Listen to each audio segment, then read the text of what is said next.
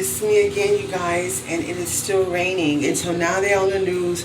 As you can see, I put a little lipstick on because my nerves are bad. I'm sorry.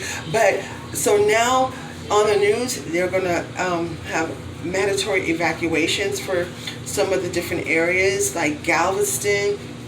They're already inundated in a lot of water.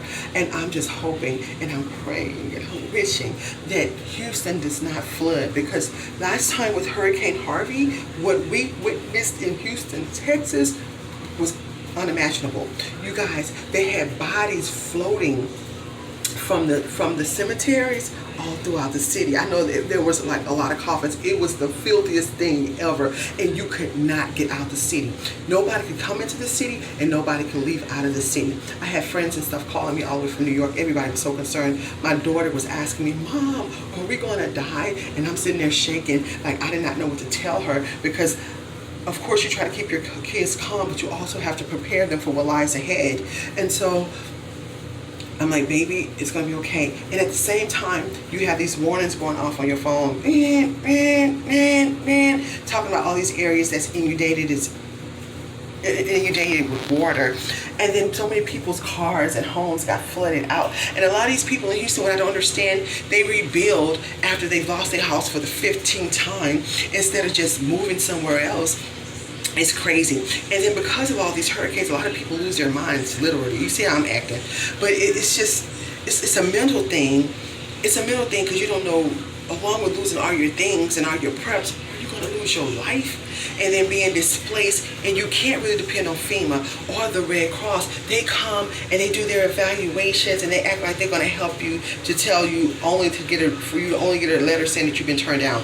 I had tried to claim I had insurance on my house and stuff like that. The insurance people didn't even give me any money for all of my losses, and I have been paying these people for years for these types of things, you know, just in case these types of things happen, and they wouldn't give me any of my money. And you will find here in Houston, not only in Houston and all these surrounding areas, a lot of businesses never recouped any money from these insurance companies when we've lost our things. So it's really troubling times. It's very, very, very troubling. And with me being a prepper, I'm thinking like, do I go out the country? Do I go and get some land in like Africa?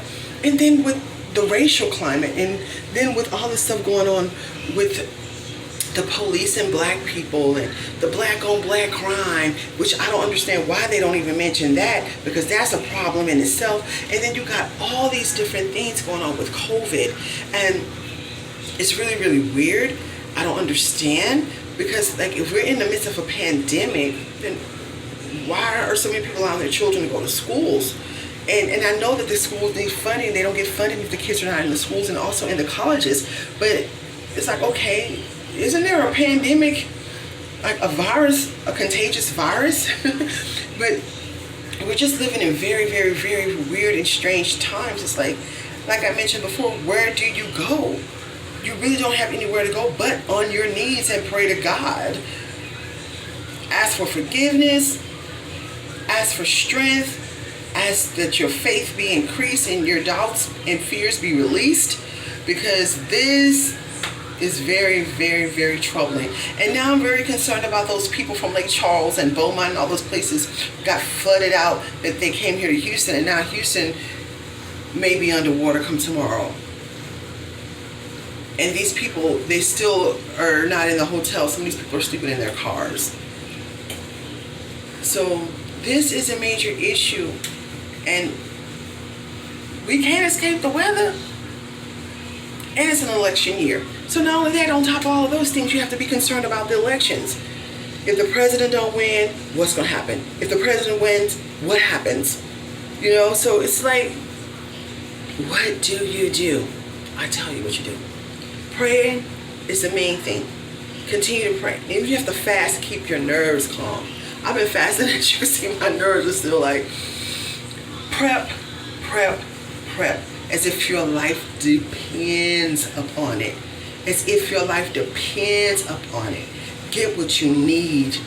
Get what you need and what you need. Now everybody's talking about cash is trash, which I agree. I think the value of the dollar is decreasing. If you can, get you some precious metals, some gold and some silver. Get you a lot of rice and beans that you can barter, some flour, some sugar. Start just eating one meal a day. That way your body get used to only eating one time a day.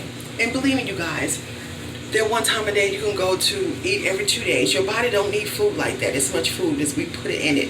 Start exercising and training and getting your body together, because we're living in extreme times. And you can prep all that you want to, but if you're not in shape mentally and physically, forget the prepping. You can have all the guns and ammo that you want, but if your body not together and you can't barely breathe, you take a couple of steps because you've been sitting down, eat. Oh, but I got all these preps and I got my guns. I feel sorry for you. Every day, even if it's 15 to 20 minutes a day, just get up and walk in place. You don't have to leave your house. Walk in place. 20 minutes, 15 minutes a day. Do some sit-ups. Do some push-ups. Because you guys, we're in for the fight of our lives. SHTF. This is the year of SHTF. Y'all talking about food shortages are coming. No, food shortages are already here. And there's also shortages of products. And then they're increasing the prices on all these different things. I tell you one thing, y'all better find some other sources of income. Start getting them sources of income coming. There's a lot of money to be made on the internet. Get on the internet. Don't be afraid of what people may think and say about you. Post you some videos. Do whatever it takes. Do whatever you got to do. Get you some money coming in. Let it be legal. Get you some money coming in. You can't depend on the government. You can't depend on other people. All right, you guys, stay blessed and not stressed. I'm going to keep on doing my updates, and I just hope the rain stops. SandHerald.com.